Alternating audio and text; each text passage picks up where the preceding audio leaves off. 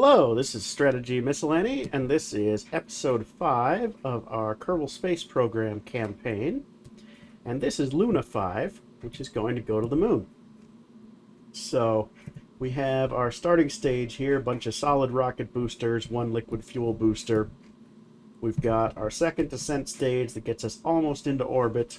It's got 4 of these Bobcat engines, good amount of fuel. Then we have the transfer stage here, which has 3 of the LV-909s. And the transfer stage is supposed to complete the orbit and then get us on a course impacting the moon, so we can crash it into the moon. And then we can have the lander do its thing. It's got 1 engine here, got the 3 excess fuel tanks on it, which also have all of the science materials. And this stage will affect an orbit around the moon, affect a landing, and start the takeoff. And then finally, this central stage here will do the return home. Once we drop off these 3 side stages, we'll just have the central core. It'll take the parachute, the antennae, the science module, or the science storage module, the capsule, and the heat shield back home. So, let's see how this goes.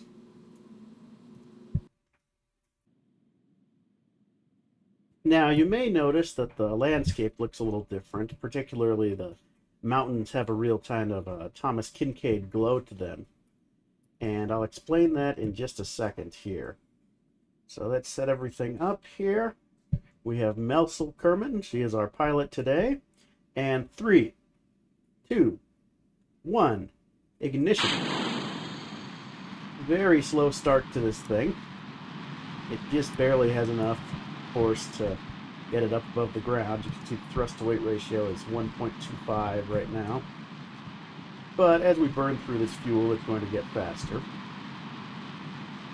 So the reason this looks different is because I just could not get the Je ne sais quoi mod to work. I uninstalled it, I reinstalled it, I tried a bunch of different ways, and I just could not get it to work. So I was worried I was going to have to start over with an entirely stock career, but I found instead a different mod that rescales the map to 2.5 times size. So it doesn't have the fancy new textures, and it does not have the fancy outer planets that Je ne sais quoi has. And technically the planets are a tiny bit smaller than they were with that, because that was 2.7 times scale. But other than that, it's basically the same scale, and I was able to also download the Environmental Visual Enhancements mod again, get the clouds going. So we have these beautiful clouds. And so I'm just running with those mods now, and it seems to be working fine. Je ne sais quoi may work fine for you. It could just be some kind of glitch with my computer. I could not figure out the issue. So don't take that as a complaint about that mod. I know it can be difficult to get mods to work sometimes. So what I had to do is I had to go through and basically play through the beginning of the campaign again, unrecorded. So I sent flyby missions to the moon and Minmus. I landed a probe on the moon. I sent a probe out to interplanetary space. And so basically we're in the same situation we were when we ended episode 4. We had about the same science modules completed. We have the same ships out there if you go look. And so I figured, earlier I had been thinking maybe I would hold off on trying to go to the moon and do some more kind of housekeeping operations, build a ComSat network, land a probe on Minmus. But I decided, you know what, we can do kind of a shoestring moon mission here. So that's why it's got a crew of 1, and it has to be direct descent because I didn't really have good docking ports yet. I only had the smallest size of docking ports, and those tend to not be all that stable. And so that's what we're using for the moon. Now, observant among you may notice that the last probe we sent to the moon was Luna 3, and this is Luna 5. And that is because I attempted to launch Luna 4 to the moon, and it worked. Ron Brett Kerman went to the moon, he walked on its surface, he came back safely to Kerbin, but unfortunately my recording software didn't work for that. I had a glitch with my recording, lost the recording. So the in-story reason why we're going back with the same ship is that we were on the dark side of the moon before, the far side of the moon, facing away from Kerbin. And so we didn't have any signal back to the KSC. So we weren't able to send any live televised images back to the KSC. All we had were photographs and reports and such. And the public demands to actually see a Kerbal walking on the moon on their television sets. So that's what we're doing now. Is we're going to land on the side of the moon facing Kerbin so that we can give everybody a nice televised showing of a Kerbal on the moon. And that's what Luna 5 is about. It's almost exactly the same ship as before. I did reduce the fuel in that first stage a little bit, the liquid fuel, because otherwise it burned out the solid rocket boosters way too soon, and we were left with just that middle stage going with a terrible thrust-to-weight ratio, and it just didn't work very well. I had to ditch the lower stage while it still had some fuel in it. And then the other thing I did is, sorry, I'm having trouble clicking on the darn antenna here. Here we go. Other thing I did is I took some of the fuel out of these fuel tanks so that they're about the same weight as the science module. Because on the last mission, the lunar lander was a little bit unstable. It did a lot of wobbling back and forth when I tried to use it.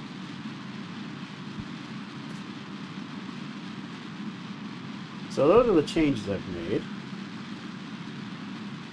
And you can see the thrust to weight starts out on this guy pretty low.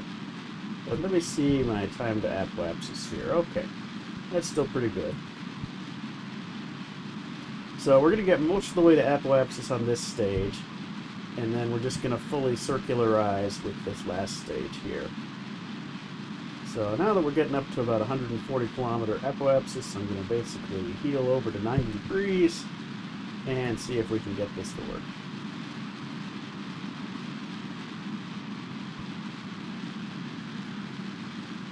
Oh, I believe I said I had 4 Bobcat engines in this stage. I actually only have 3. The middle column is all fuel and straighting into the other 3.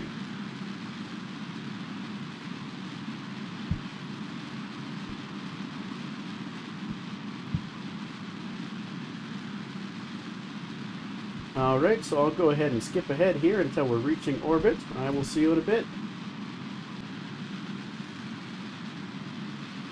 Alright, here we are bringing the periapsis up above 0. And we're just about to circularize. Camera's going to do its flip real quick here. There it goes. And once I get the periapsis up to, 120 clicks or so, that's circular enough. Here we go. We've achieved orbit. We have 1,514 meters per second of delta V. Take this stage to the moon.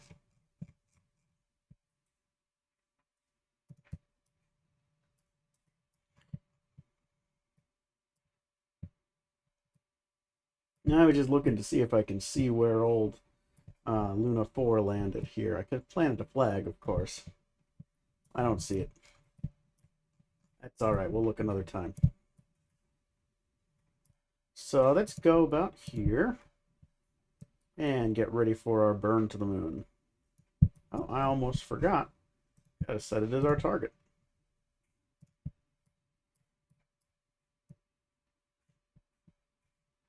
Okay, that's pretty good. Let's see. Okay, that's the other way. Let's see. Beautiful. 1,387 meters per second of delta V. And we can put this stage on an impact trajectory with the moon. So I'll skip ahead till we're burning, and I'll get back to you then. So here we are doing our burn. We should be seeing a moonrise happen pretty soon.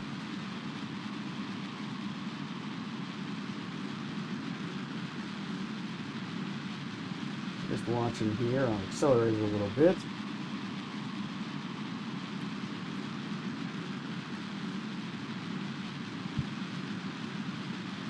As we go roaring through space.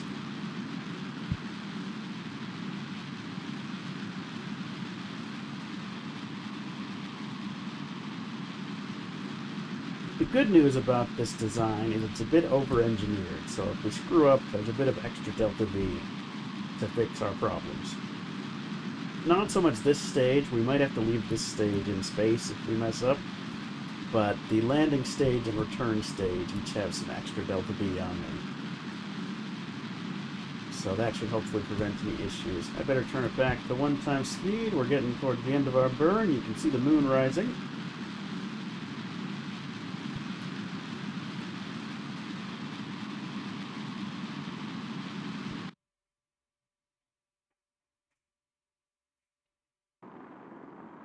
And let's give it a look, see how we did. Alright, we're still on an impact trajectory with the moon. Time to head out there.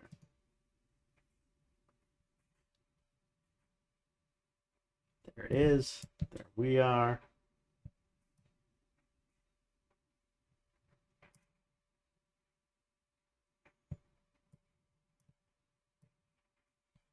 Earth fading behind us. And we are just about to enter the moon's sphere of influence. There's old Luna 3. All right. So I got a little bit of delta V left. I'm going to go ahead and use that to slow down a little bit, and then we'll drop this stage.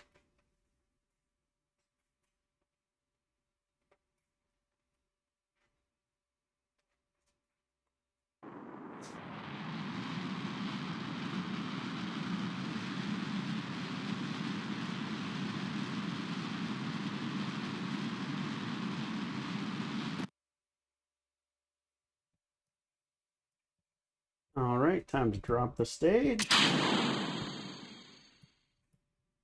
And now we're just left with the lander here. So let's get ourselves into an orbital trajectory here.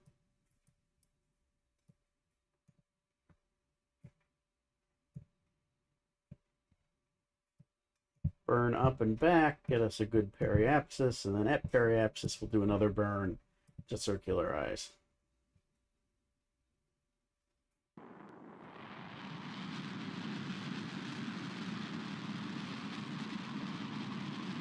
Yeah, you can see it's still a little bit wobbly on its own, but not as bad as last time. Reducing a little bit of the fuel in those side tanks has helped rebalance everything.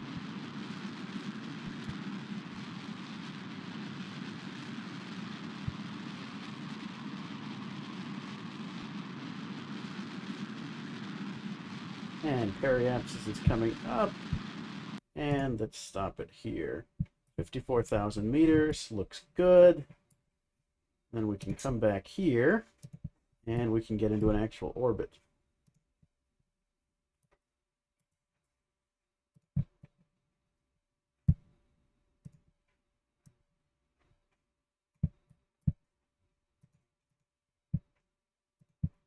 Ah, there we are. There's our flag we planted. The first step.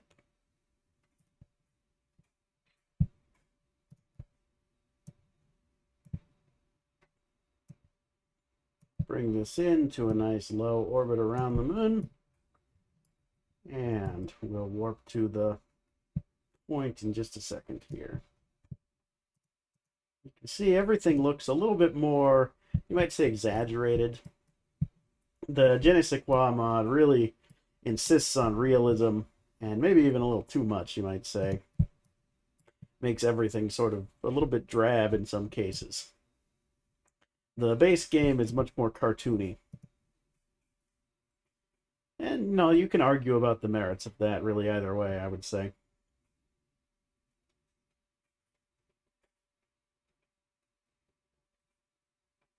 There we go, screaming over the surface. All right, time for our burn. First off, though, I'll let Melsel get out and do an EVA report. Above the Midlands, excellent. I don't think I've been above those yet and done a report. And we'll do a crew report here. Doesn't give us any science because we've already been here last time. I apologize you don't get to see that, but, well, it was on the wrong side of the moon, so people back home couldn't see it. All right, getting us into an orbit.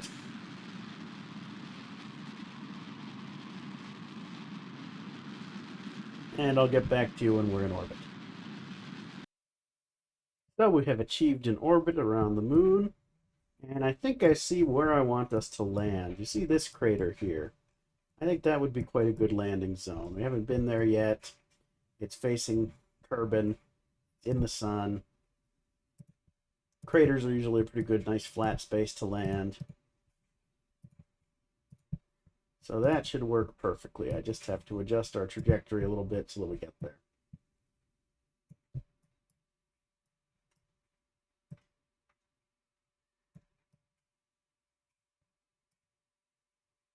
All right, for now that's okay. We'll decelerate more and actually come in for a landing in a bit. I don't want to crash into one of the high points on the lunar surface by mistake.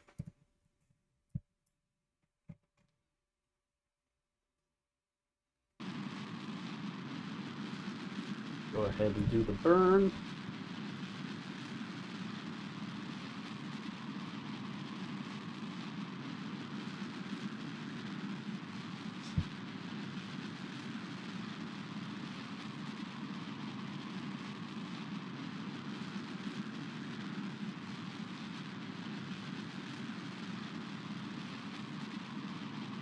And yeah, the good news is we over-engineered this vessel quite a bit.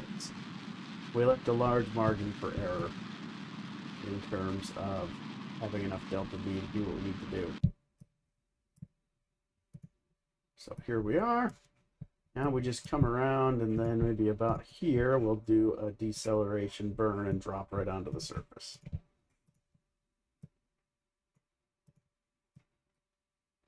Something like that. That looks like a good start. All right, there's Kerbin. Kind of half in day, half in shadow. Looks real nice. And we should be coming around to daytime again before too long.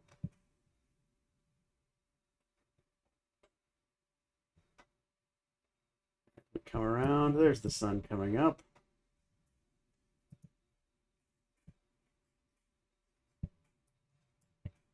And we're getting low enough, we're starting to get more detail on the surface. Starts to slow down the frame rate a little bit sometimes, but that's okay. Price you pay for good looking graphics.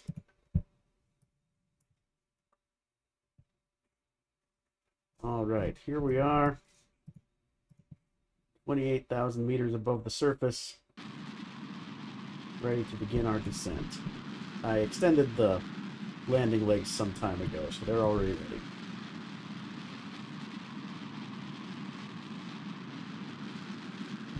It looks like this way. Yeah, we just want to come down in a nice flat place over that crater. And not crash into the lip of the crater either.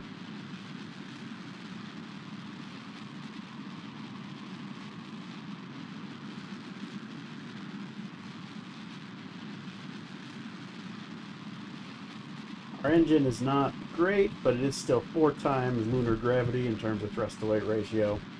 So it's plenty good for what we're doing here. We did not take off from Kerbin with this thrust, but we don't have to. So here we go, up over the crater's rim.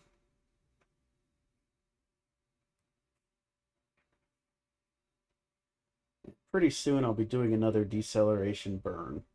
We are still going over 600 meters per second. We're going very fast. And we are only 11,000 meters up. So let's go ahead and start decelerating. And I'm a bit above here so that our...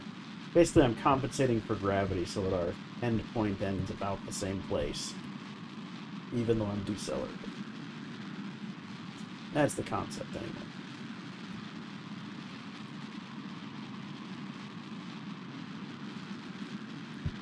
Yeah, right about where we are looks like a pretty good place to land, though.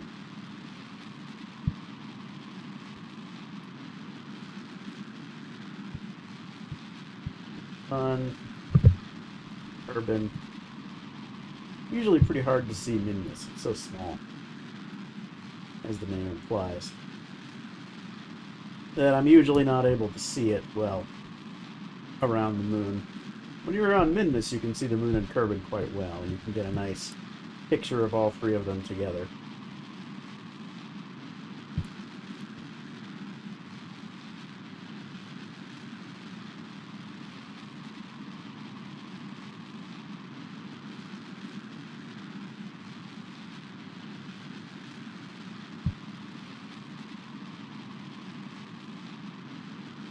Yeah, I just don't want to land on the lip of that crater. That looks a bit steep. But right in front of me here, that looks pretty good.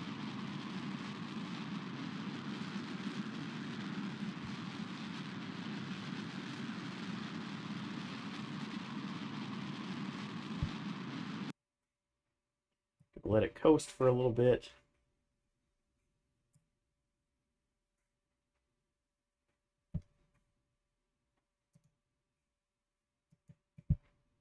As we approach the landing area.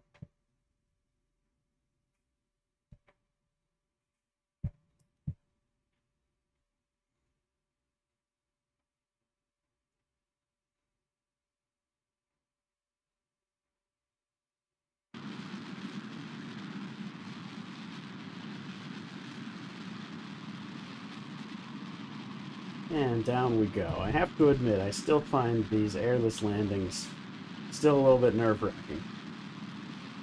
Done a lot of them, but still easy to mess things up. So I'm getting so that our speed is entirely vertical. And then it's just the last drop down to the surface and the last little deceleration.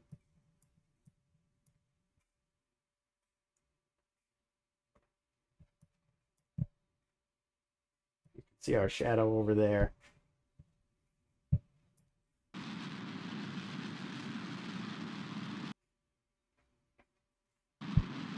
We need to decelerate now. Okay, now we're looking better. And we still have some left with the landing stage, which is good. But yeah, we better decelerate a bit. See us kicking up dust. So we come down and touchdown. We've made it to the surface. In the first landing that we can actually transmit back to Kerbin as it happens. So let's do a crew report from the southwest crater. And run the science vessels here. Capsule. The material study. Temperature log. And the barometer.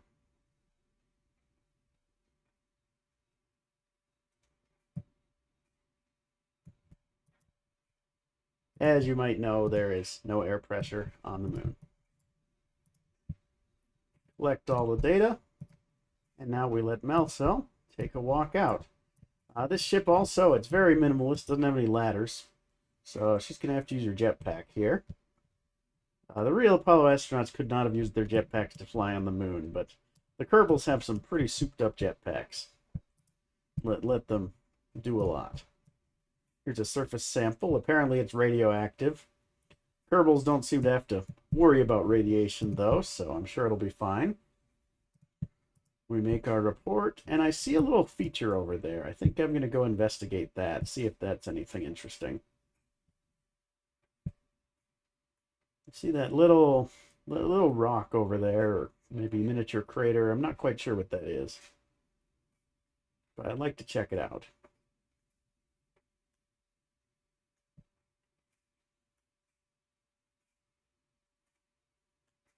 Yeah, it looks like it's a little miniature impact crater. Well, it's not quite as small as it looks. I mean, Melcel can fit inside it. Here, we'll let her climb inside it here.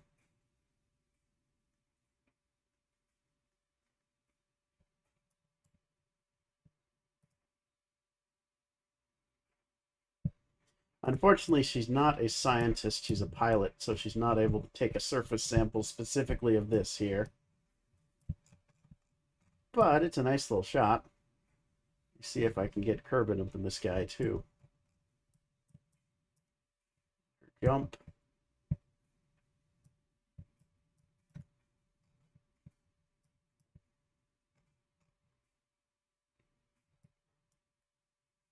So yeah, we're sort of on the rim of a small crater inside a much larger crater.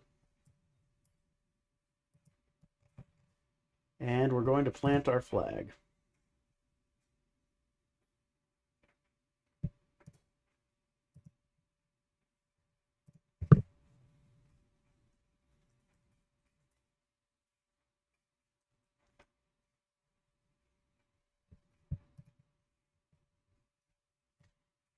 Second step here.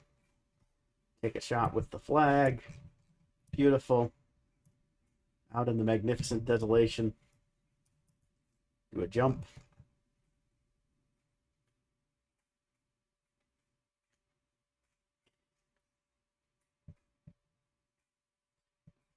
And, well, Mission Control is already getting nervous. They would like Nelson to come home. In the future, we'll spend much longer on the moon, probably build a permanent base here at some point. But for now, it's just a visit.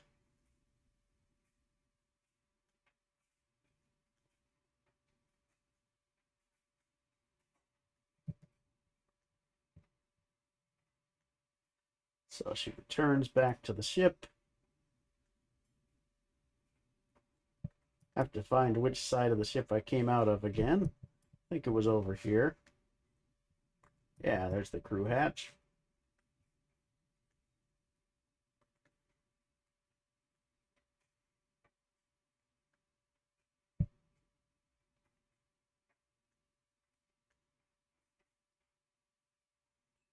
And back into the capsule. Store all the experiments.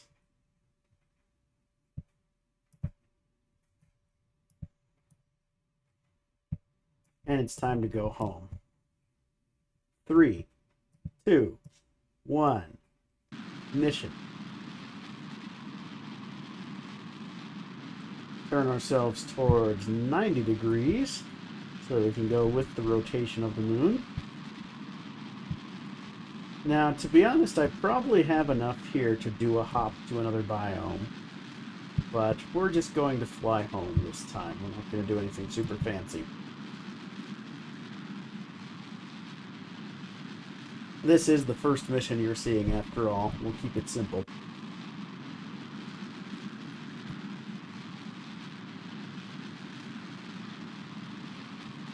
So I'll use this one to get most of the way into orbit, and then I'll detach the side capsules.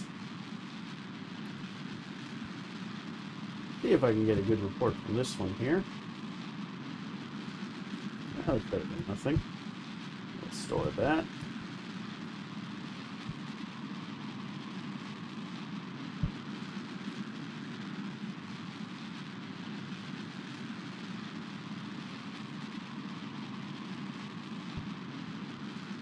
Here we can keep track of our apoapsis and our periapsis.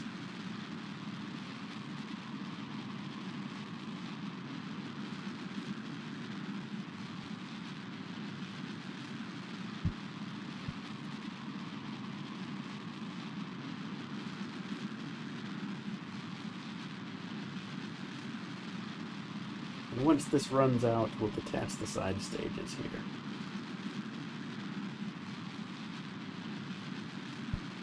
Alright, we've used up the fuel in the side stages. We say goodbye to them.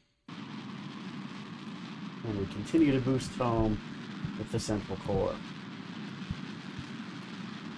Of all 400 tons, 400 plus tons we sent to the moon, this is all that gets back. That's the tyranny of the rocket equation. At least until we get some ships with better specific impulse.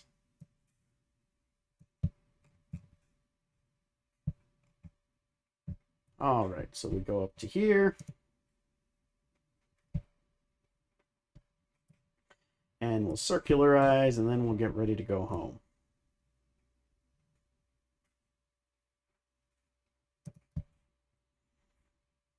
Circularization burn now.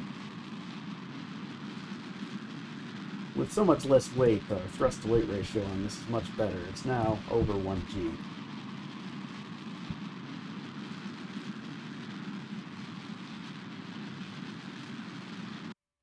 And we've got a circular orbit there. Now we just have to remember which way to go to get home. So what I want to do is blast off from somewhere like here, so that we end up going against the orbit of the moon and having a low periapsis.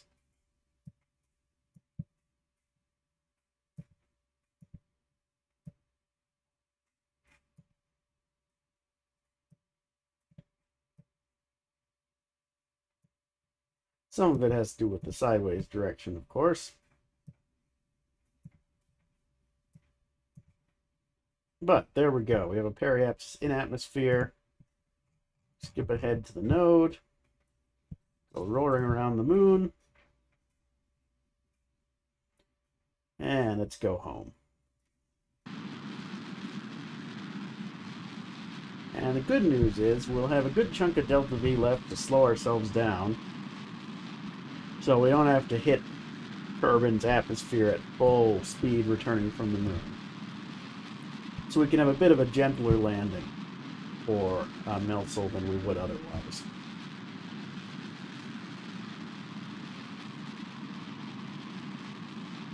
Which is all to the good.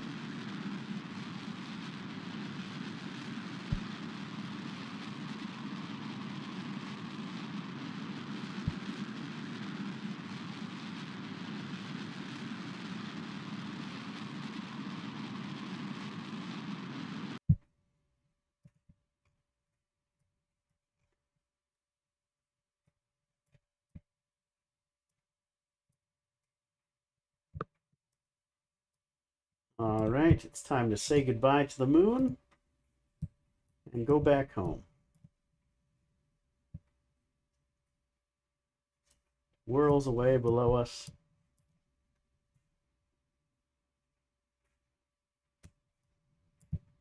Soon we'll be switching spheres of influence.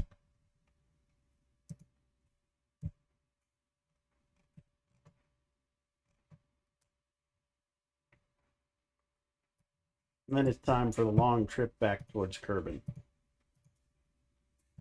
Now, with my previous mission, I did a lot of fiddling about trying to make sure I would land during the daytime. That was not eventually successful. But this time, it looks like we're just going to end up landing during the daytime with very little necessary changes to make that happen. So that's nice.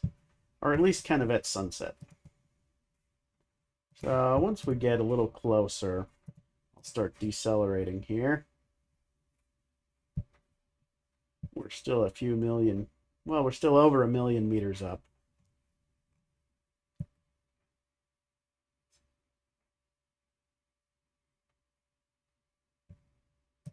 All right, we're 450 kilometers up. Let's begin decelerating here. I need to lower that periapsis so that it's inside the atmosphere after all. And by lowering the apoapsis and my speed, I'm making it easier for us to achieve a landing.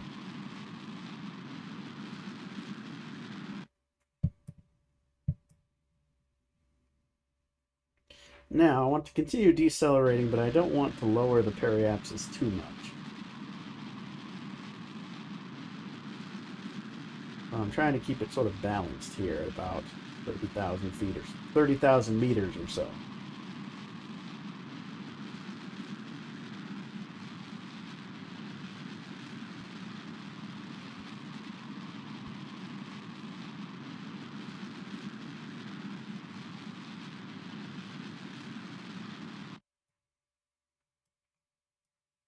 Want to make sure I'm not landing on a mountain range. I shouldn't be, it doesn't look like.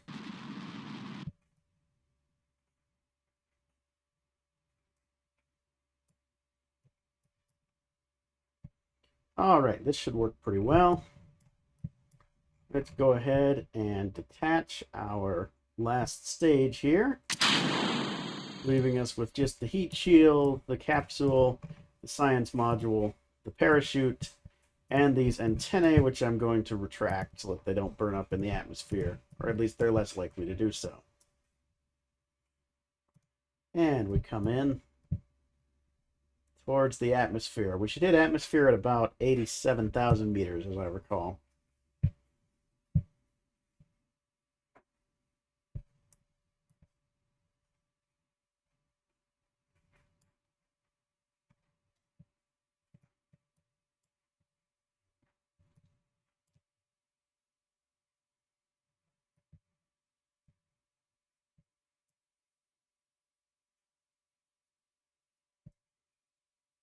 Yeah, any second now we should be reaching atmosphere. Here we go. Go ahead and aim this thing to face the atmosphere. And once we're in a little thicker, it'll point itself downwind automatically. But when the edge's so thin here, we do have to keep it manually stabilized. See our heat shield starting to glow with the heat from the thin wisps of the atmosphere that we're impacting already.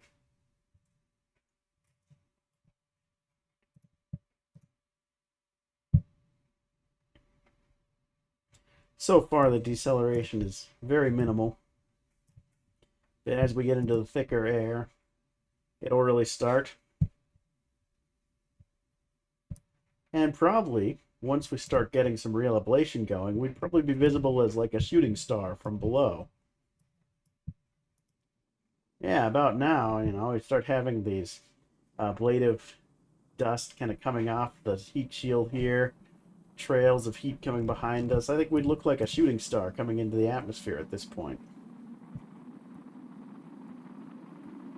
To anyone below.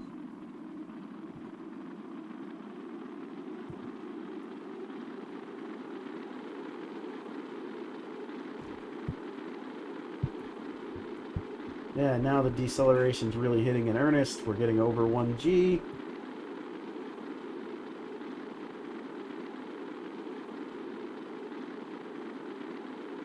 The sun setting behind us. The city lights of Kerbin ahead. I might turn those city lights off. I kind of like it where Kerbin just has no above-ground structures except for space launch facilities, basically. And maybe all the Kerbals live underground. So I'll think about turning those off in the configuration.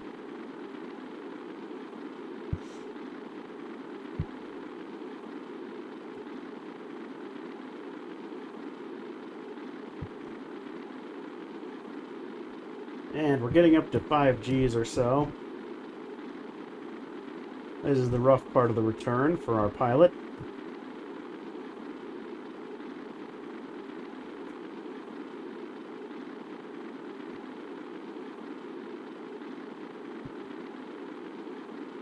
But we should be reaching the maximum G-force and beginning to lower down. Here it goes. And we've still got plenty of ablator left. We probably could have gotten away with less ablator, but that's alright.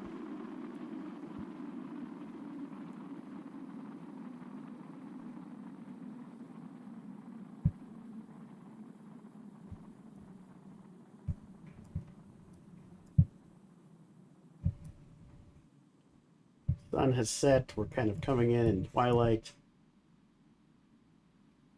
Pretty soon it'll be time to get the parachute ready, but not quite yet. I think I'll do that at about 10,000 meters up.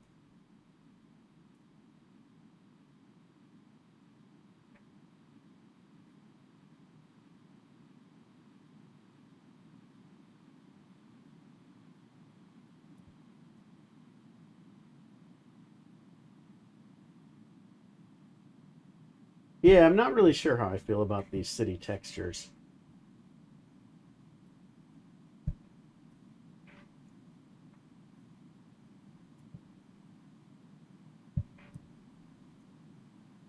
Although they do make it a little easier on the night side, definitely. There's a bit of light from them that I wouldn't otherwise have. Alright, we deploy the chute. It'll fully deploy when we're 1,000 meters above ground. Speed things up a little bit here.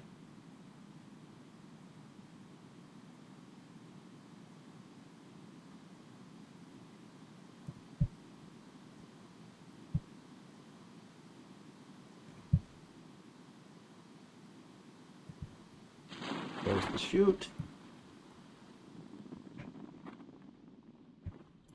Now that the chute is deployed, we can jettison the heat shield. Watch it crash below us.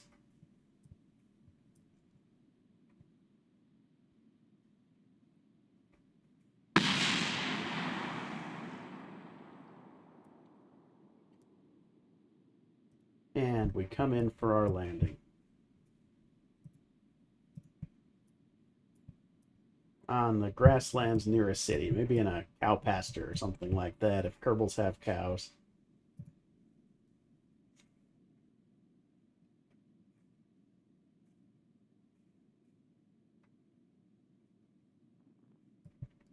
And at last, we have returned to Kerbin.